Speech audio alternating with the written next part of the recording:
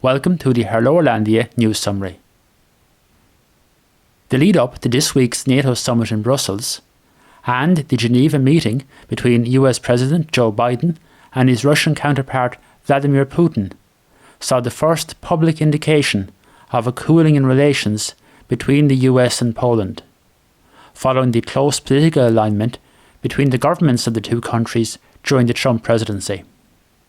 Foreign Minister Zbigniew Prawo warned that both Germany and the US had, as he termed it, fallen into a Russian trap over the controversial Nord Stream 2 natural gas pipeline, long opposed by Poland and Ukraine. In another development, likely not unrelated to Poland's strained relations with Russia, the Sejm held a closed-door session on Wednesday to receive an update from the government on recent cyberattacks targeting Poland, and what it fears may be in the offing. Meanwhile, Prawo i Sprawiedliwość moved to shore up its parliamentary majority, in the face of fraying relations with two small coalition partners, by concluding a new political alliance with Kukiz 15. The main news stories over the past week have included: the Sejm holds a private session for a briefing about a spate of massive cyber-attacks that have targeted Poland. Presidents Duda and Biden meet at the NATO summit in the aftermath of sharp Polish criticism of the US administration's change of policy on Nord Stream 2 sanctions. Prawo i Sprawiedliwość shores up the government's parliamentary support in a deal with Kukiz 15. And Polish fans are left gutted by their side's opening Euro 2020 group game 2-1 defeat to Slovakia on Monday evening. On Wednesday, the Sejm held a rare private session to enable the government to brief members on what it termed a recent spate of massive cyber-attacks that have targeted Poland. A request for the session was made to the Sejm Speaker, Elżbieta Witek, by Prime Minister Mateusz Morawiecki on Monday evening. It followed the recent hacking of Chancery Minister Michał Dworczak's personal email and social media accounts. Government spokesman Piotr Müller told the press briefing on Wednesday that, in the coming weeks, the whole of Poland, as a political class, regardless of political colours, we will be the subject of a disinformation attack. He claimed that we will face wide-ranging disinformation activities that mix truthful information with information that is completely untrue. Earlier, the official crisis management team had met to discuss a number of recent cyber-attacks, including that on Michał Dworczak. Following the closed Sejm session, Müller said that some of the instigators of the disinformation activities have been identified, but that those details are classified. US President Joe Biden this week attempted to reassure allies in Central and Eastern Europe of his administration's commitment to their security, holding talks with the leaders of these states in the margins of the NATO summit in Brussels. The discussions were ahead of his meeting with Russian President Vladimir Putin in Geneva on Wednesday. On Monday, Biden held bilateral talks with President Andrzej Duda. The Polish head of state said that Biden told him that the security of Central and Eastern Europe is very close to his heart. Duda said that it was a good move that, before meeting with President Vladimir Putin, he met representatives of the Baltic states, he met with me, and he also met with the President of Romania, adding that this showed that cooperation with the US is alive. Despite official denials of any diplomatic rift between the two countries, the talks came in the aftermath of unusually blunt Polish government criticism of the US administration's recent change of policy on the controversial Nord Stream 2 natural gas pipeline.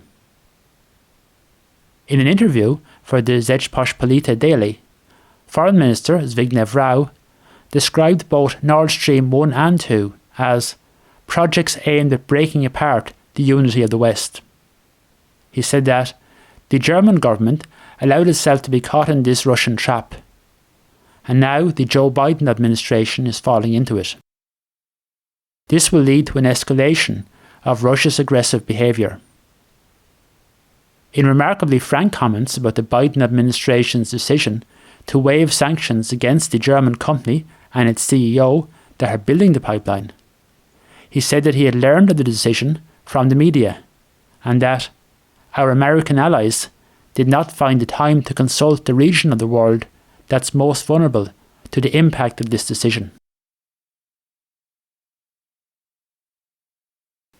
In a move which had looked in the offing for some months, following the breakdown of the alliance between the PSL and Kukiz Piętnaście, on Monday, Paweł Kukiz and Jarosław Kaczyński held a joint press conference to announce a political agreement between their two parties.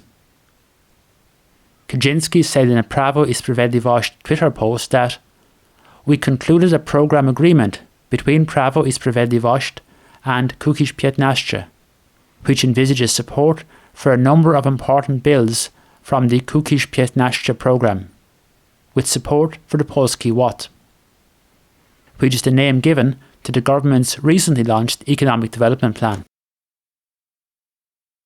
Under the deal, Kukiz Piętnaście will support the government's Polski Ład policy initiatives, and in return has got agreement from Prawo i Sprawiedliwość to implement some of their proposals for judicial reform and tackling corruption.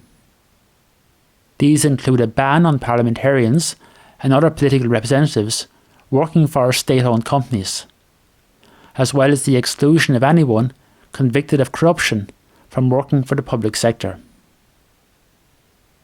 Paweł Kukiz, a former rock star who started out his political involvement emphasising his outsider status, described the agreement as one of the most important days in my life. He said that the agreement was the first time his group had a chance to introduce key systemic changes in Poland, and that the Zjednoczona Prawica is the only option at the moment capable of introducing these key changes. Another Kukiz Piętnaście Sejm member, Jarosław Sejm, told RMF-FM that even if the group is being used by Prawo i Sprawiedliwość, the reform measures contained in the agreement made it worthwhile. He said he could envisage the members of Kukiz Piętnaście standing for the Sejm on the Prawo i Sprawiedliwość electoral list in the future, as he put it, if our demands are met. Kaczyński said the agreement would help to broaden the political spectrum of the ruling bloc. He said at the press conference that with the support of Kukiz Piętnaście, Prawo i Sprawiedliwość would do everything that is needed for the current political system in Parliament to last. In the short term, the support of the 4 Kukiz Piętnaście Sejm members, at least on some key issues, will help to shore up the government's sometimes fragile parliamentary majority. In the medium to longer term, it may provide Prawo i Sprawiedliwość with another alliance option, especially in view of the ongoing strain in its relations with both Porozumienie and Solidarna Polska. That disunity was in evidence over the weekend, when competing candidates from the ruling bloc lost decisively in Sunday's race for mayor in the southeastern city of Rzeszów. The main opposition parties supported a single candidate, Konrad Fiołek, who won on the first ballot with 56.5% of the vote.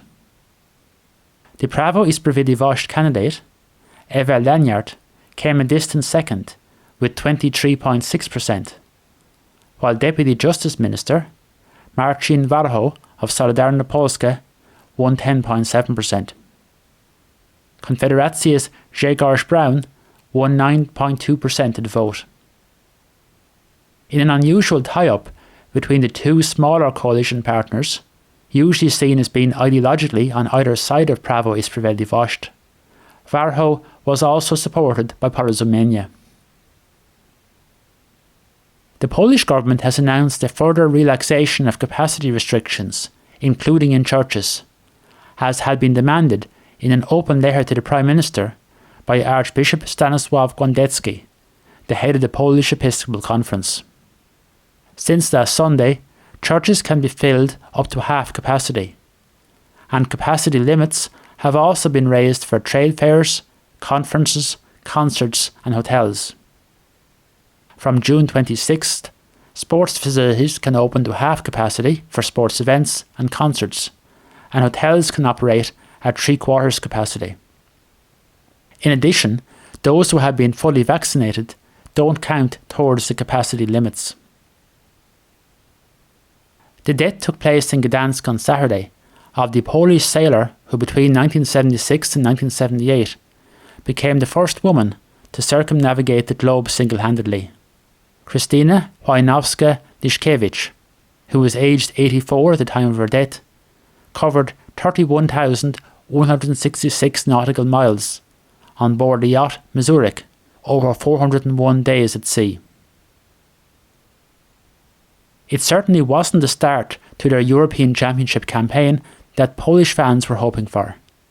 Their side went down 2-1 to lower-ranked neighbour Slovakia in their opening Group E game on Monday evening. The game, played at Krystowski Stadium in St. Petersburg, saw the Polish keeper concede an own goal in the 18th minute, with Poland equalising shortly after the restart. However, Polish midfielder Grzegorz Krychowiak was sent off in the 69th minute, followed almost immediately by the winning Slovak goal. However, the side do have a chance to start making amends with a tough assignment in their next game against Spain on Saturday. That's all for this week.